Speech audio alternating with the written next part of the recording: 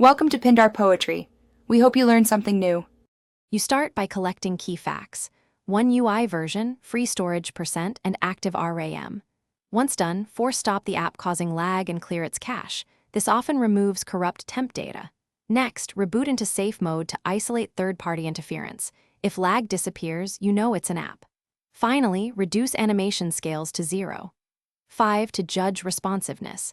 This both speeds UI feel and reveals whether frame timing improves. You now dig deeper. Open Developer Options and enable Profile GPU Rendering Plus. Show GPU view updates to watch frame timing. While watching, set background process limit to 2 so you can see if multitasking creates stutters. Monitor CPU and battery spikes using system logs. Repeated wake locks or sync loops indicate a misbehaving service.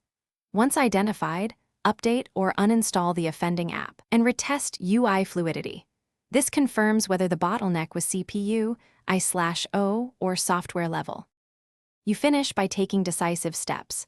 Back up your data, then perform a factory reset if software issues persist. This removes deep configuration corruption. If problems still occur, reflash the stock firmware using Odin or Smart Switch. Do this carefully because it erases and replaces system files. Once complete, restore apps selectively to avoid reintroducing the faulty component. If lag remains after firmware, make sure to test hardware. Thermal throttling or failing storage can cause similar symptoms, so consult service diagnostics. Thanks for watching. Consider subscribing if we helped you.